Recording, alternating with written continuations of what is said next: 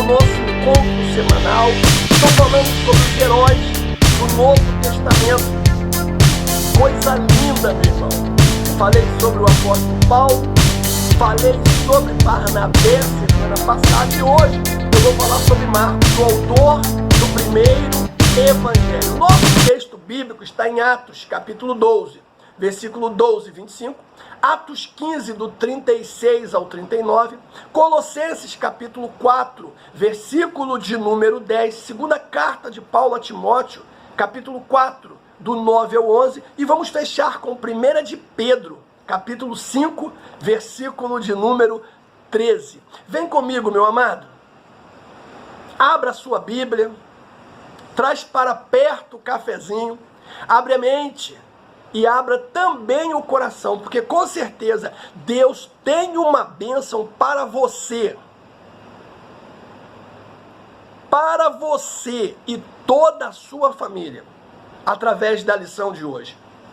Eu garanto isso. Atos 12, 12 diz assim: e considerando ele nisso, foi à casa de Maria, mãe de João, que tinha por sobrenome Marcos, onde muitos estavam reunidos e oravam. 25. E Barnabé e Saulo, havendo terminado aquele serviço, voltaram de Jerusalém, levando também consigo a João, que tinha por sobrenome Marcos. Pula aí, Atos 15, 36, diz: alguns dias depois, disse Paulo a Barnabé, tornemos a visitar nossos irmãos por todas as cidades em que já anunciamos a palavra do Senhor, para ver como estão. E Barnabé aconselhava que tomasse consigo a João, chamado Marcos, mas a Paulo parecia razoável que não tomasse consigo aquele que desde a Panfilha se tinha apartado deles e não os acompanhou naquela obra. E tal contenda houve entre eles que se apartaram um do outro. Barnabé, levando consigo Marcos, navegou para Chipre. Colossenses 4:10 diz assim: Aristarco, que está preso comigo, vos saúda. E Marcos, o sobrinho de Barnabé, acerca do qual já recebeste mandamentos, se ele for ter convosco, recebei-o. Segunda carta de Paulo a Timóteo, capítulo 4, versículo 9 ao 11, diz assim: procura vir ter comigo depressa, porque Demas me desamparou, amando o presente século, e foi para Tessalônica. Crescente para a Galácia, Tito para a Dalmácia. Só Lucas está comigo. Toma Marcos, traze-o contigo, porque me é muito útil para o ministério. 1 de Pedro, capítulo 5, versículo de número 13. A vossa coeleita em Babilônia vos saúda, e meu amigo Marcos. Palavra do Senhor. Amados, antes de apresentar os objetivos da nossa lição de hoje, deixa eu dizer algo aqui. João Marcos, ele aparece nos relatos bíblicos, em primeiro momento, como o pivô da dissensão à vida entre o apóstolo Paulo e Barnabé, o filho da consolação. Isso está em Atos capítulo 15, a partir do 36, o texto que nós acabamos de ler. Agora preste atenção nesse detalhe, meu amado. Deus providencia e ordena coisas e circunstâncias no sentido de nos fazer avançar em nosso processo espiritual. Quer ver? Escute isso.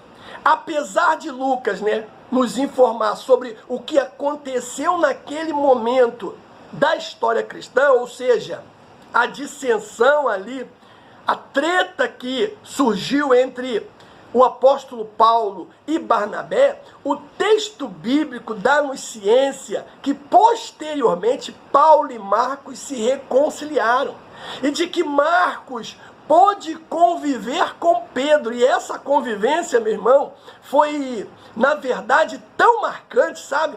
Foi tão forte, foi tão impactante para Marcos, que lhe possibilitou escrever os eventos que ouvira do apóstolo, produzindo dessa forma o conteúdo do primeiro evangelho canônico. A Deus, meu irmão, toda a honra, sabe?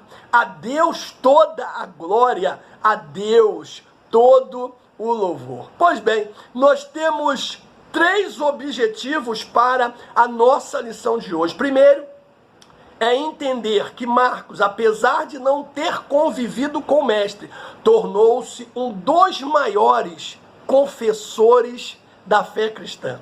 Segundo objetivo nosso é conhecer os episódios que marcaram o ministério de João Marcos, quais fazem dele um personagem único na história do cristianismo. E nós temos também o terceiro e último objetivo da nossa lição, que é compreender o esboço, né, e a composição canônica do Evangelho de Marcos. Esses são os nossos objetivos para hoje. Pois bem, amados, na lição de hoje nós vamos, na verdade, expandir a nossa compreensão acerca de João Marcos, filho de Maria, como está em Atos 12:12, né?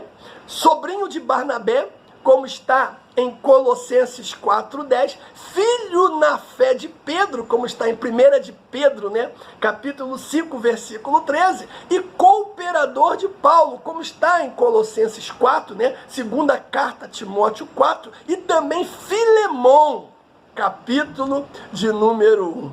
O primeiro ponto, meu querido, da nossa lição, né? Ou o primeiro tópico, fala de João Marcos, o homem. E aqui nós vamos ver o seguinte: a origem, a cidade natal, a família, e vamos falar um pouco dos últimos dias, né? Bom, a antinarrativa marcana relacionada ao dia em que Jesus foi levado prisioneiro do jardim do Getsêmani, cita um jovem nu que estava envolto em um lençol. Isso está em Marcos capítulo 14, versículos 51 e 52. Este personagem, ele não é mencionado em nenhum outro evangelho.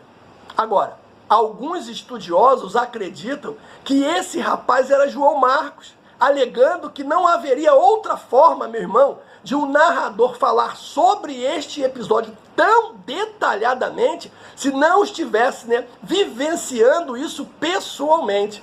No entanto, esse julgamento, ele não passa de conjectura. Agora, apesar de não haver fontes disponíveis, né, que possibilitem conhecer os detalhes da conversão de João Marcos, Papias de Herópolis, né, um dos primeiros bispos da igreja cristã, afirma que o evangelista não ouvira o Senhor Jesus, nem foi o seu seguidor pessoal.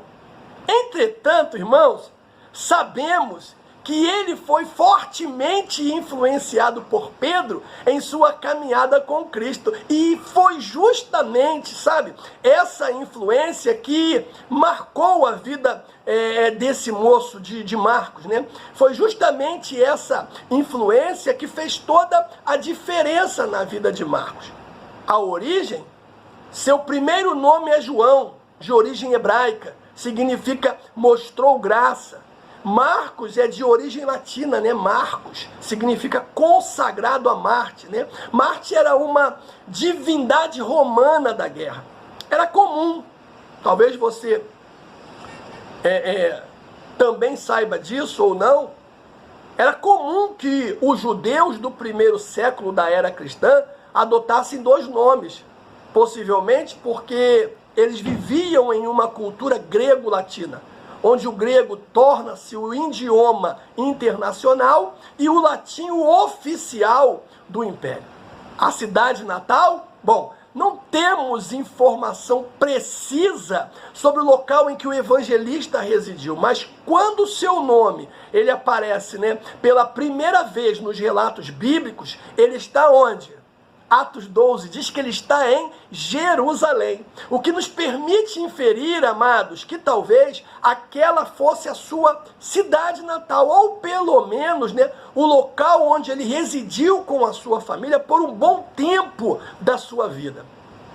A família, bom, a única vez em que a mãe de Marcos aparece nos relatos bíblicos é em Atos capítulo 12. Nós lemos aqui. Então, tomando por base essa referência, parece que ela possuía bons recursos financeiros, porque a Bíblia diz, irmãos, que ela costumava ceder a sua casa, e vamos combinar, né, suficientemente grande para que os cristãos primitivos nela congregassem.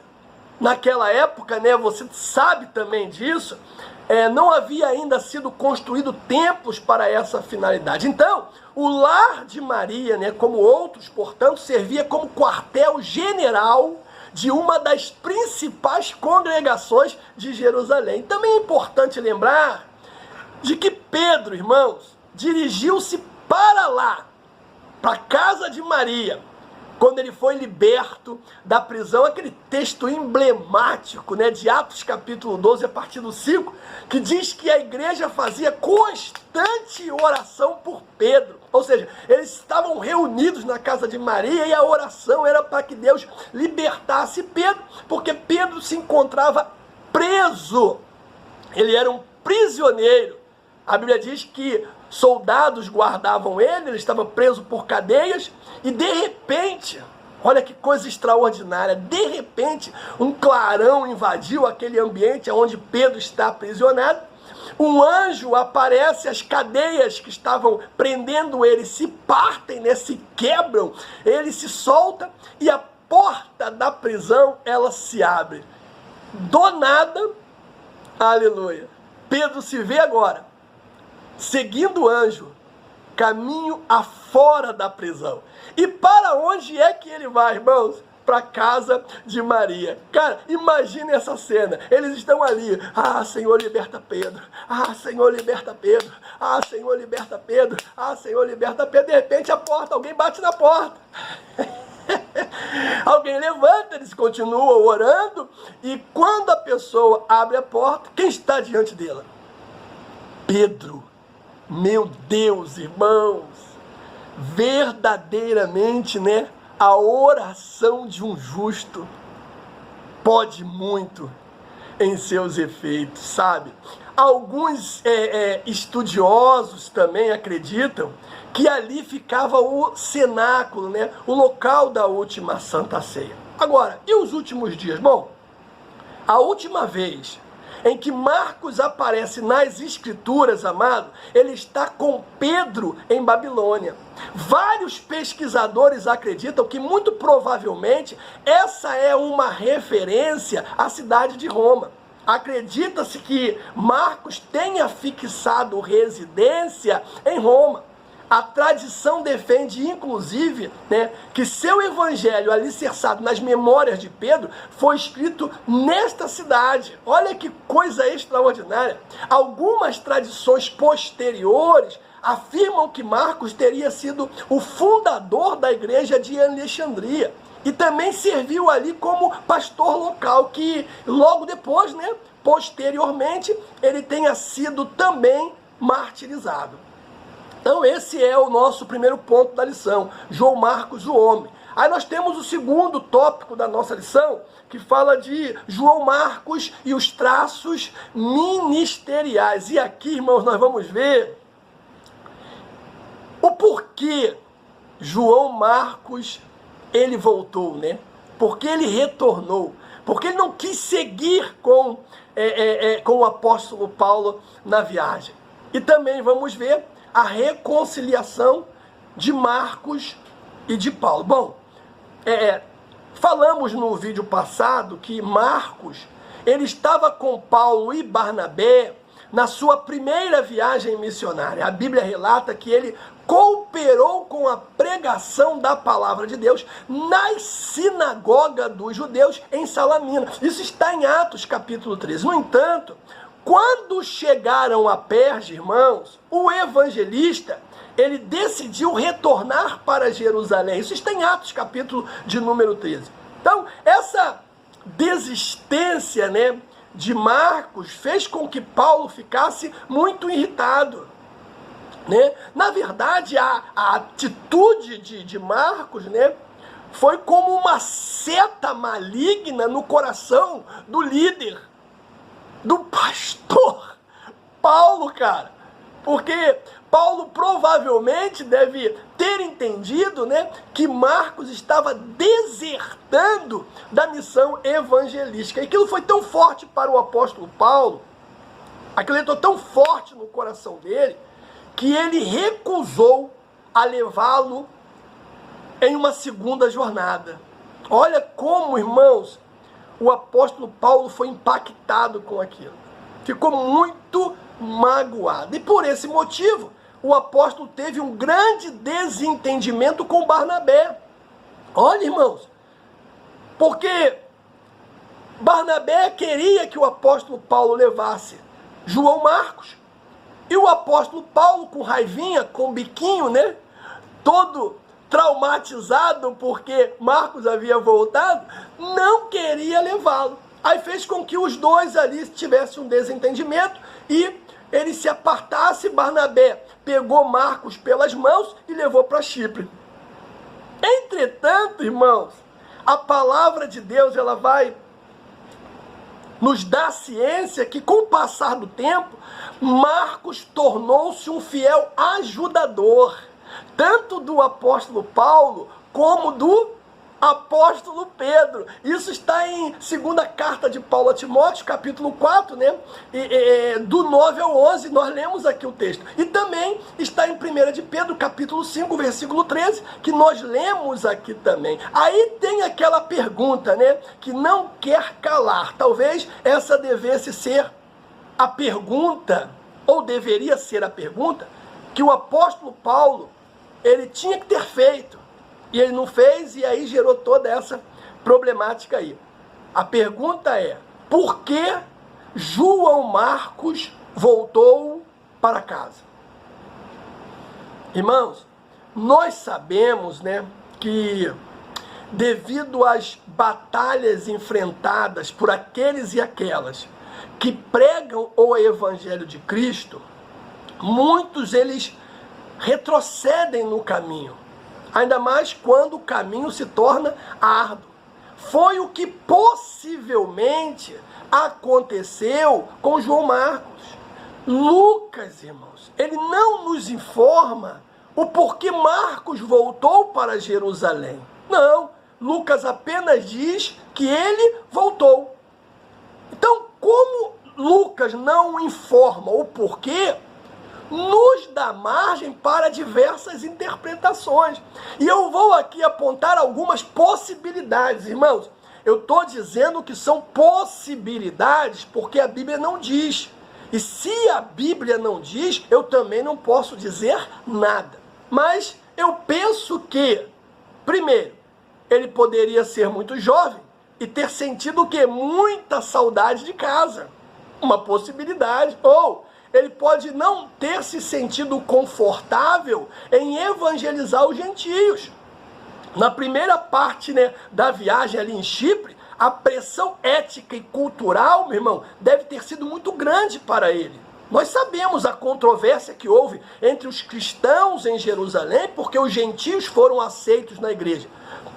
Uma batalha que gerou até o concílio de Jerusalém. Então, se Marcos foi embora por preconceito, isso talvez explique o motivo de Paulo ter se recusado a levá-lo na viagem ocorrida posteriormente.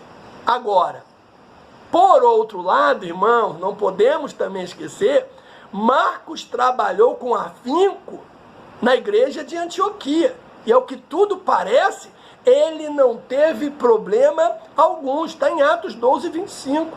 Uma possibilidade. Outra possibilidade, ele poderia ter encontrado dificuldade em se relacionar com Paulo, meu irmão. Porque quando nós analisamos o livro de Atos, né, e as cartas paulinas, percebemos o temperamento colérico do apóstolo dos gentios. Talvez Marcos não tenha conseguido se adaptar aos padrões exigidos por Paulo, preferindo dessa forma continuar o trabalho em outra cidade. Isso é uma possibilidade. Outra possibilidade, ele poderia não ter se adaptado às viagens marítimas, ou seja, ele é muito mareado, passava muito mal. Possibilidade. Outra, ele poderia ter receado enfrentar os embates que se apresentavam no caminho. Então veja que tudo isso, meu irmão, não passa de possibilidade, né? Nós estamos conjecturando em cima de um texto, né? Não sei se aconteceu uma dessas coisas, ou talvez não tenha acontecido nenhuma dessas coisas, ou aconteceu outra coisa que nós não sabemos. Uma coisa nós sabemos, que Marcos, ele voltou. Aí tem um outro ponto que fala da reconciliação, né? de Paulo e de Marcos, porque a próxima vez que o nome de Marcos, meu irmão, aparece nas Escrituras, depois da cisão narrada no livro de Atos, capítulo 15, o evangelista está na companhia de Paulo, estando Paulo aonde? Estando Paulo preso, possivelmente em Roma. No entanto, o texto bíblico, né, não nos informa quando e como estes servos de Deus se relacionaram. Nós sabemos que no final da carta que Paulo escreve a Filemão, o apóstolo se referiu a Marcos como um cooperador. E na segunda carta que ele escreve a Timóteo, no final da sua vida, né, nós lemos aqui o texto, o apóstolo demonstrou apreço pelo serviço do evangelista, a ponto de falar, ó, só Lucas está comigo, traga Marcos, porque ele é muito útil para o ministério. Aí tem um detalhe, irmãos, importantíssimo, e nós não podemos deixar passá-lo, sabe? A Bíblia não diz por que João Marcos resolveu voltar para casa, sabe? Não diz, né? Nós apontamos algumas possibilidades, mas a mim também conforta saber, irmãos, que a desistência não o fez perder a espiritualidade. Cara, isso é demais. Com o tempo, motivado por Barnabé, ele se tornou um dos principais líderes da igreja primitiva e impactou a vida de muitos fiéis. Cara, não sei, irmão, não sei, eu estou conjecturando aqui, as coisas estão passando na minha cabeça, né? Talvez Paulo deveria falar assim, deveria ter pensado da seguinte forma: tá bom, deixa ele não vai conseguir fazer a obra de Deus sem mim. Não sei, irmãos, eu estou só conjecturando, sabe? Ah, isso aí é fogo de palha, isso vai passar. Daqui a pouco ele mostra quem ele realmente é. Só que deu tudo errado, foi tudo o contrário, irmão. Marcos sai dali da presença do apóstolo Paulo, desiste daquela viagem e continua, irmãos, fazendo a obra de Deus, continua sendo poderoso na mão de Deus, continua tirando almas do inferno e levando para o céu. Isso é muito bacana, irmãos. Ele não desistiu, cara. Ele desistiu da viagem, ele desistiu da companhia de Paulo, mas não desistiu de fazer a obra do Senhor. Cara, a Deus toda honra, a Deus toda glória, a Deus, meu irmão, todo louvor. Aí nós temos o terceiro ponto da nossa lição, né, o tópico, que fala de João Marcos, o escritor. E aqui nós vamos ver o propósito, a composição canônica e o destino, né, aos romanos. Bom, irmãos, João Marcos, depois de ter trabalhado na ilha de Chipre e certamente, né, em diversos outros lugares, parece ter passado a ajudar o apóstolo Pedro na Babilônia. Nós lemos o texto aqui, 1 de Pedro 5,13. Tradições que antecedem o surgimento da Igreja Católica vinculam os nomes de Pedro e João Marcos na cidade de Roma. E não há, a verdade é essa, não há razões sólidas para rejeitar tal proposição, porque o Evangelho de Marcos não diz quem é o seu autor. Porém, todavia, entretanto, vários documentos da igreja do primeiro século animosamente apontam Marcos como autor. Papia, né, bispo de Hierópolis, disse que Marcos, como intérprete de Pedro, escreveu um evangelho muito precioso. Cara, olha aí, apontando a autoria. O prólogo romano de Marcos, datado de 160 a 180 a.C., na França, diz que Marcos escreveu uma pregação de Pedro, o que também foi dito por Tertuliano, né? Por Clemente de Alexandria, no norte da África. Então tudo realmente aponta ali para Marcos, o autor do Evangelho. O propósito, irmãos, o Evangelho de Marcos, né, escrito aos romanos, é único, pois não se compõe ali revelar Jesus de forma biográfica, como aconteceu ali ou acontece no livro de Mateus e no livro de Lucas, né? De um modo geral, o Evangelho de Marcos descreve as obras miraculosas do Mestre, né? Fala dos milagres de Jesus, sabe? Das maravilhas operadas através do Senhor Jesus Cristo. Seus escritos, na verdade, eles apresentam Cristo como Rei, Salvador, aquele que venceu demônios, aquele que venceu enfermidades, aquele que venceu até a própria morte. Suas ênfases, né, nas obras poderosas e miraculosas de Cristo torna esse livro repleto de ação, irmãos, e extremamente expressivo. É, na verdade, um livraço de Deus. Aí nós temos a composição canônica, porque a ordem destes eventos no Evangelho segue, irmãos, exatamente, você pode conferir aí, irmãos, o sermão de Pedro na casa de Cornélio. Cara, dá uma parada no nome de Jesus nesse vídeo aí.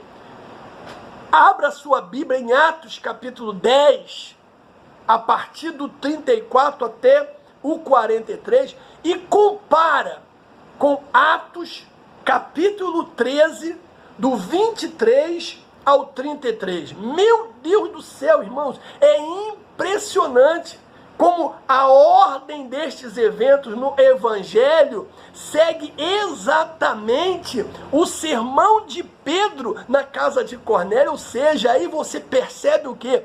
A poderosa influência que Pedro exerceu na vida deste moço chamado Marcos, né, do evangelista. Naquela época, né, nós sabemos que a pregação oral, como o sermão de Pedro, costumava fazer o quê? Adotar estilos e técnicas de retórica para ajudar no ensino e na coordenação ali daquelas pessoas que queriam verdadeiramente aprender, né? Ser de verdade ensinadas. Então, o Evangelho de Marcos, ele vai transmitir esse estilo oral. Isso é muito forte. Isso é muito bacana, meu irmão. Muitos concordam que Marcos escreveu esse texto em Roma, sob a supervisão de quem? De Pedro. O prólogo de Marcos afirma que o seu evangelho foi redigido na Itália. Além disso, irmãos, Irineu, ele afirma que foi realmente em Roma. E já que Marcos estava com Paulo em Roma por volta de 60 a 62 depois de Cristo, e talvez voltando cerca de 65 a pedido de quem? Do próprio apóstolo Paulo. Ah, meu irmão, poucas razões para duvidarmos dessa evidência. Aí nós temos a questão do destino, né? O autor, ele escreveu o seu evangelho para reforçar e guiar, né, os cristãos de Roma em meio à terrível perseguição de Nero. Meu Deus, irmãos, para consolar, para trazer ânimo ao coração dos irmãos, sabe? Porque eles estavam sendo muito perseguidos. Antes de tudo, seus leitores precisavam saber que Jesus também tinha sofrido. No entanto, além disso, eles precisavam saber que depois do sofrimento, Cristo havia vencido o sofrimento. Cristo havia vencido a morte. Oh, meu irmão, o Jesus que sofreu, a mensagem era essa, o Jesus que sofreu também era filho de Deus. O Jesus que sofreu também era filho do homem. O Jesus que sofreu também era o Cristo, o Messias. O Jesus que sofreu também era o Senhor. Após a morte de Pedro, né, e das demais testemunhas oculares da vida de Jesus, a mensagem desse evangelho precisava ser escrita. Meu irmão, Marcos, então, redigiu a história para confirmar essas verdades e transmiti-las as novas gerações. E nós estamos aqui hoje, né, sendo abençoado por essas informações. Eu quero concluir dizendo o seguinte, irmãos: quais as lições que poderemos aprender com a vida de Marcos, mesmo sabendo que ele foi o pivô da contenda entre Paulo e Barnabé? Bom, primeiro, irmãos, escute isso. Primeira lição: a opinião de Paulo e demais discípulos não impediu a continuidade do trabalho evangelístico. Está falando contigo? Não importa a opinião das pessoas. Estão nem aí para a opinião de José Antônio Severino, sei lá quem for. O importante é que a obra não pode parar. Escute isso. Segunda lição: uma conduta reta, irmãos, possibilita que seja lançada sobre nós um olhar perdoador. Fosse qual tenha sido o motivo da discussão, Marcos permaneceu firme, constante na obra do Senhor, que provavelmente, né, fez Paulo rever o seu posicionamento em relação ao evangelista. Paulo não era orgulhoso, não. Terceira lição: a cooperação no trabalho evangelístico deve estar acima das discordâncias pessoais, meu irmão. Paulo permitiu-se ser, Marcos, né, permitiu-se ser perdoado pelo apóstolo, porque ele entendia, sabe, meu irmão, que maior é o Senhor da obra. Maior é o Senhor da obra. Amados de Deus, precisamos aprender com o homem que nos revelou o poder que a verdadeira amizade exerce sobre a alma humana, meu irmão. Escute isso, que isso é lição para obreiros nesse tempo. O apoio recebido de Barnabé e de Pedro possibilitou que o primeiro evangelho fosse escrito e que posteriormente chegasse até nós. Irmãos, o que teria acontecido, escute isso, se Barnabé e Pedro tivessem seguido fielmente a Paulo nessa decisão? O que teria acontecido com João Marcos? Não sei, talvez João Marcos tivesse até se desviado de vez. Cara, mas Barnabé e Pedro, irmãos, esses caras, eles eram de Deus, sabe? De Deus. Poderiam. Paulo era o líder, cara. Paulo era o cara. Paulo era o cara que dava as oportunidades para pregar na sinagoga, meu irmão. Então, ir contra o apóstolo Paulo, ir contra a decisão de Paulo, era perder tudo isso. Mas para Barnabé e para Pedro, Barnabé olha para Marcos e olha com os olhos de Deus.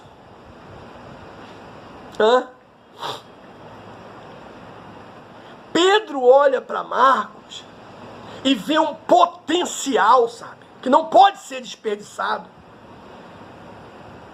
E eles vão tomar uma decisão. Barnabé olha para Paulo e diz: tudo bem, cara, já que ele não pode ir contigo, eu também não vou. Eu vou com ele para Chipre. E depois, Pedro entra na história, se aproximando de Marcos e influenciando de maneira poderosa a vida desse moço. Caramba, irmãos, talvez se fosse nos dias atuais, né, esses obreiros tivessem seguido quem? O líder. Não, já que o líder não gosta, nós também não temos que gostar, cara. E o líder se afastou de fulano e se afasta também. Mas graças a Deus, irmãos, pela vida de Barnabé e de Pedro, sabe? E foi justamente a convivência ali desses homens de Deus com esse moço que ele se tornou quem ele realmente foi. Um grande líder na história do cristianismo. Que isso nos ensine alguma coisa, sabe, meu irmão? Que isso nos ensine alguma coisa. Que isso nos faça olhar para as pessoas com os olhos de Deus e não com os olhos da liderança humana. Que isso nos ensine a cuidar das pessoas como o Senhor cuidava, como Jesus cuidava. Que isso nos ensine, né, a tratar as pessoas, não como as lideranças tratam, mas como Jesus, Ele as trata. Que o Senhor nos abençoe, no nome de Jesus, e até a próxima.